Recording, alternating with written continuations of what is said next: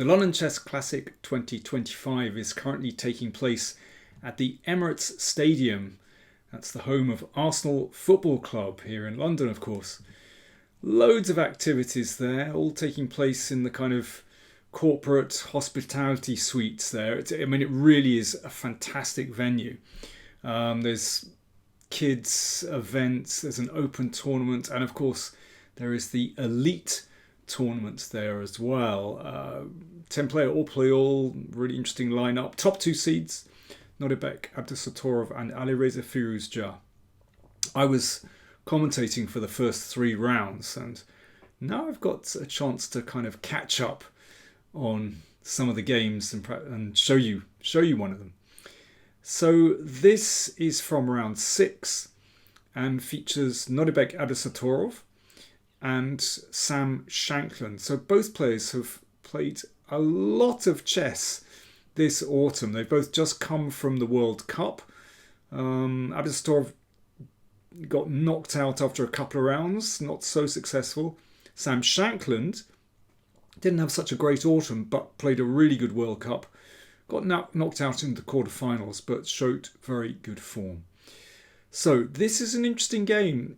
Going into round 6, Sam had drawn all his games and lost one to Vitugov, and Abdusattorov had won all his games, apart from one which he'd drawn. So he was coming into this game on a roll. Let's see what happened. Sam Shankland, 34 years old, playing white, e4, e5. Abdusattorov, 21 years old, playing black. Incredible talent. From Uzbekistan, of course, another one. He won the World Rapid Play Championship at the age of 17. Incredible. And he's still only 21. Scotch, bishop c5, one of the main lines. Bishop e3, the most popular move here, but knight b3 played, also reasonable. I like this check. Basically, the bishop has pushed the knight to the side.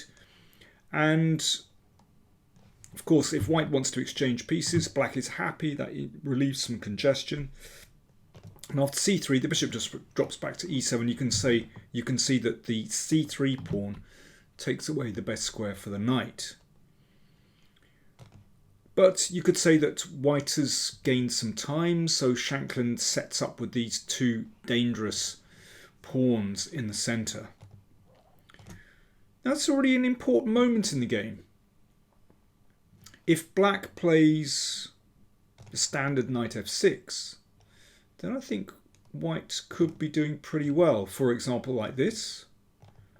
Knight f3. Okay, I've put some arrows on the board. White can just play queen c2. And potentially already threatening e5 to put pressure on the diagonal. But if not, if black guards against that, then queen c2, bishop d2, rook e1. I think white has a really nice attacking setup there, and it's not clear how black is going to gain counterplay. I think that's the thing. If you try to break with d5, then e5, and that pawn duo is superb. So instead of knight f6, Abdusattorov played knight h6. It's an important move. It means that black can block white's attack with f5. If f5, by the way, then I know that shuts out that bishop, but, well, let's throw in a check and play bishop g5. That blocks the bishop, and that knight will land on e5. Beautiful square.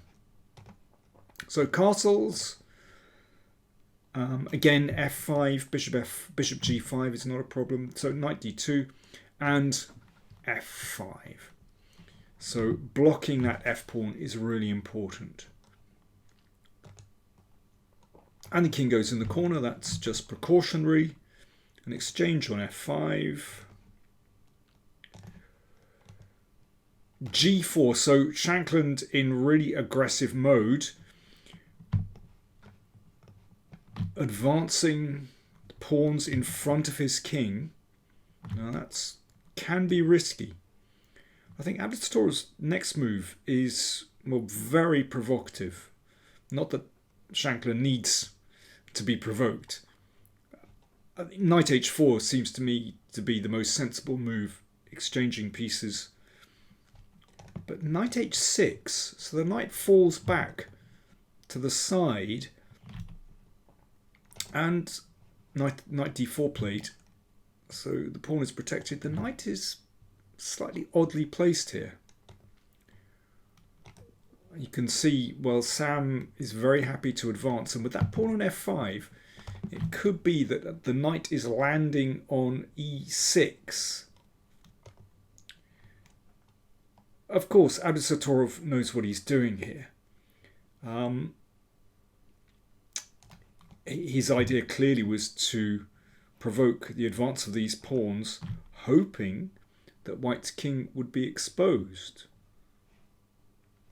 If knight e6, then an exchange sack, I think, would be in order. That's very dangerous.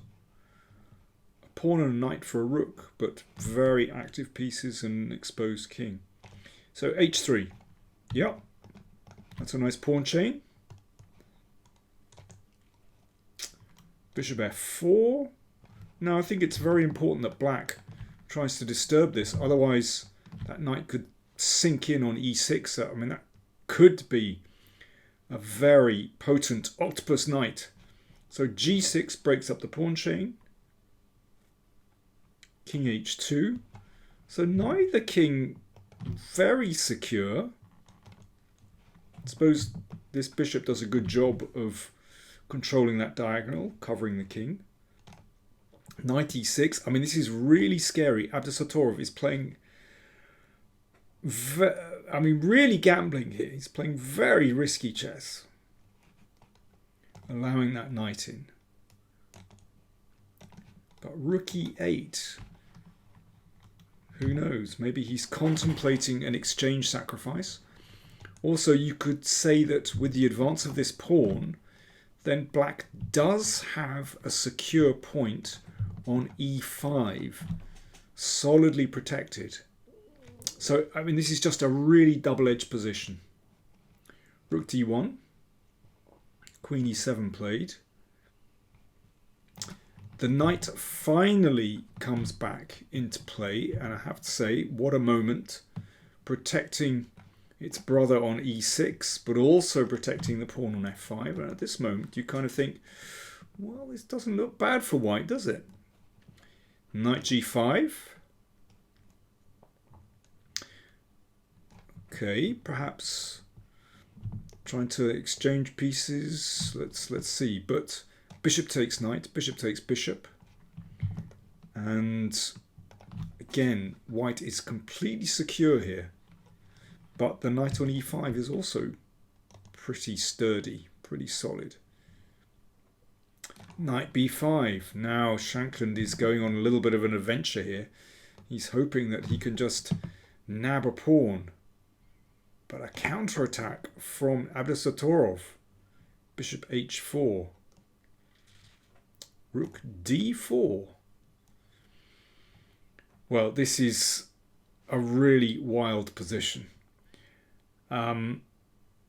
Here is where I'm going to have a little think and drink moment. Can you spot what Abdusattorov should do next? So black to play. I won't spin it round. It manages to confuse some people, so I'm just going to leave it as it is. So black to play. What should black do next? You have a think. I'll have a drink. Cheers.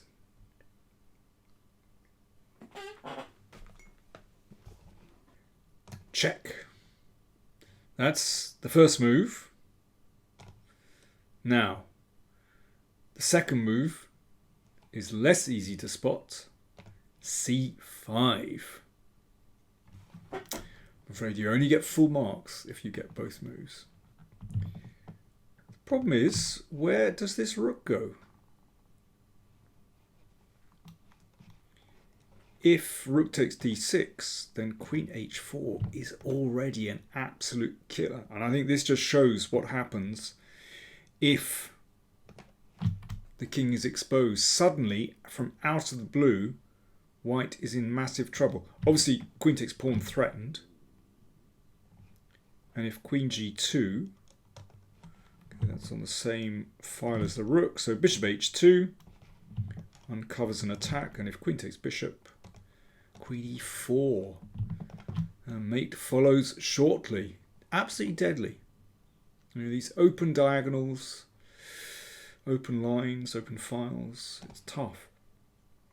So basically this rook has to stick on the 4th rank to cover the h4 square, but it's not so easy. Rook e4 played. d5. Again, the rook is in trouble. Now, if rook takes knight, queen h4 again is absolutely crushing.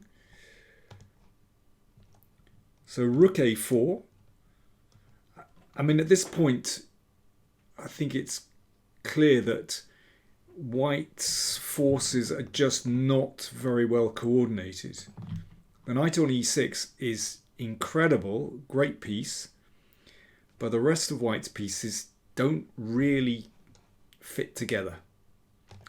And great move from Abdusattorov, d4, simply shutting out the rook so that so that black can now play queen h4 and continue the attack. Queen e4 played.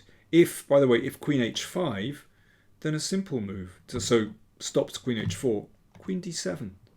That hits both knight and through the knight the rook, but also threatens queen c6 and queen d5 with a lethal attack on the king. So queen e4 played, you can see covering here, covering this diagonal. But queen d7 anyway, attacking the knight. c4. And now this exchange sack is deadly. So again, it's that threat to h3 which decides the game. Game finished like this. Rook f5, queen h6. I mean, it's pretty mechanical actually.